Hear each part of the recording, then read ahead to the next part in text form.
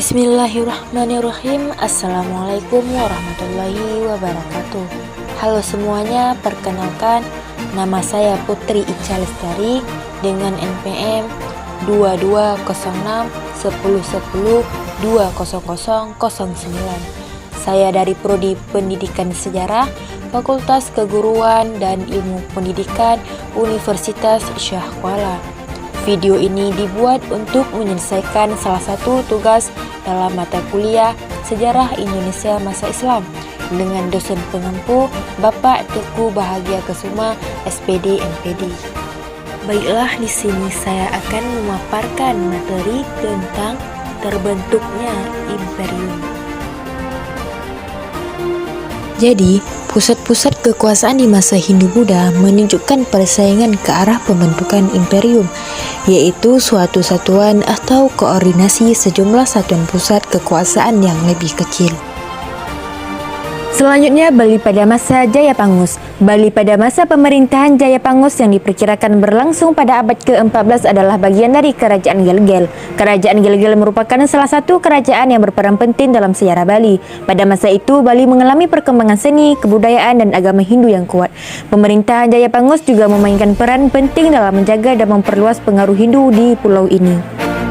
Selanjutnya adalah Jayapangus Sang Raja Besar. Raja Jayapangus yang bergelar Paduka Sri Maharaja Aji Jayapangus Arkadacina atau Lancana adalah seorang raja penguasa Bali kuno yang menjadi simbol keharmonisan etnik dan asimilasi kebudayaan.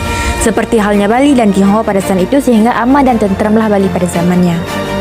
Selanjutnya, prasasti yang diterbitkan pada masa pemerintahan Raja Jayapangus adalah Prasasti Manting A yang berangkat tahun 1099S atau 1178M.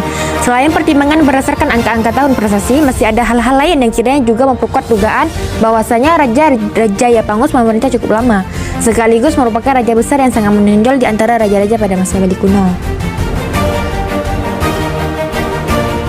Kemudian wilayah kerajaan dan penataannya. Wilayah kerajaan Bali kuno pada masa pemerintahan Raja Jayapangus meliputi seluruh Pulau Bali, bahkan mungkin juga termasuk di dalamnya pulau-pulau kecil yang ada di sekitar Pulau Bali seperti Pulau Nusa Penida, Lembongan, Ciningan, Serangan, dan Menjangan. Selanjutnya, kitab acuan pelaksanaan pemerintahan yang terdiri dari 1. Utara Widya Balawan, 2. Raja Wacana, 3. Agama, 4. Manawasasana Dharma, 5. Dasasila, 6. Pancaksisa, 7. Smarti. Selanjutnya, nama kitab atau ajaran yang terbaca dalam prasasti Raja Jayapangus ada 4, yaitu 1. Manawasasana Dharma, 2. Dasasila, 3. Pancasiksa, dan 4. Smarti.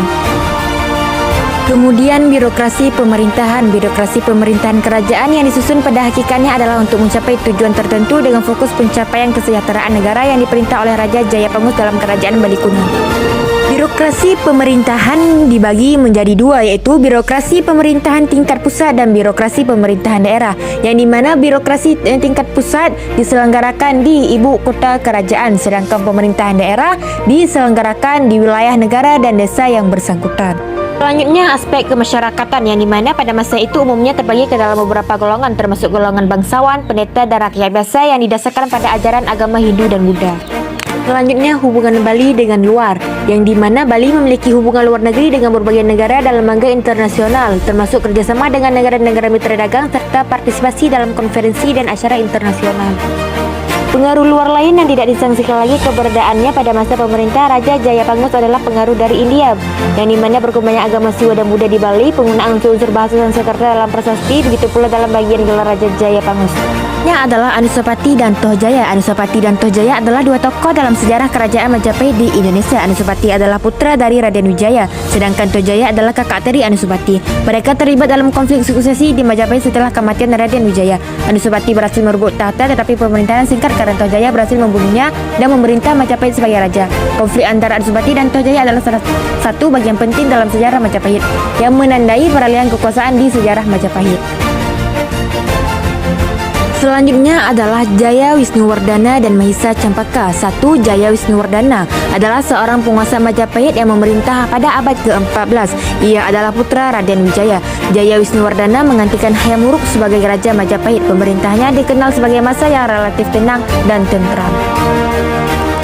Yang kedua adalah Mahisa Cempaka. Mahisa Cempaka adalah seorang tokoh yang dalam sejarah Majapahit yang memiliki hubungan keluarga dengan Jaya Wisnuwardana. Mahisa Cempaka memainkan peran penting dalam perjuangan awal untuk mendirikan Majapahit. Masa selanjutnya adalah Maharaja Diraja Keranagara, sang penggagas kemaharajaan.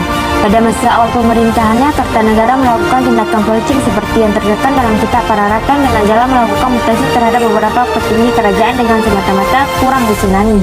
Pada tahun 1270 diperoleh keterangan bahwa Kertanegara berhasil memenangkan pemberontakan Kelanda Baya dan berhasil membunuhnya.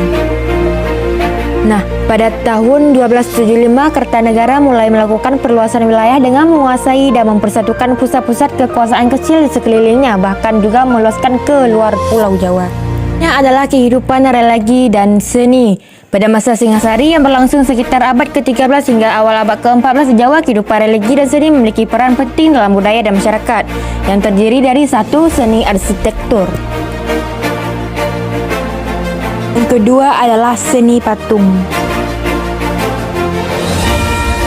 Hasan selanjutnya adalah Kerajaan Majapahit.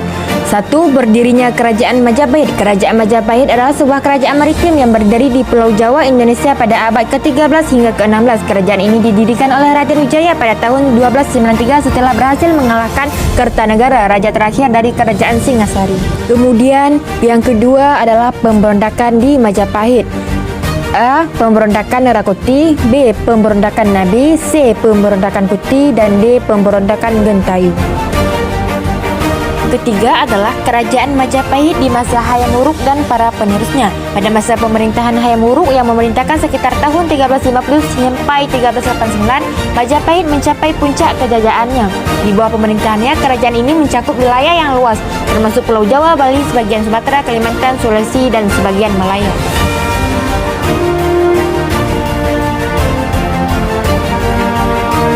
Yang keempat, penyebab hancurnya Majapahit. 1. Pergolakan internal, 2. Serangan dari luar, 3. Perlemahan ekonomi, 4. Pemberontakan daerah, dan yang kelima, krisis kemaharajaan. Akhirnya Majapahit jatuh pada pertengahan abad ke-16 dan wilayah tercerai-berai menjadi berbagai negara-negara kecil. Nah, yang kelima adalah struktur pemerintahan yang terdiri dari 1. Raja atau Ratu Rajasa, yang kedua pejabat tinggi, yang ketiga para bangsawan, 4.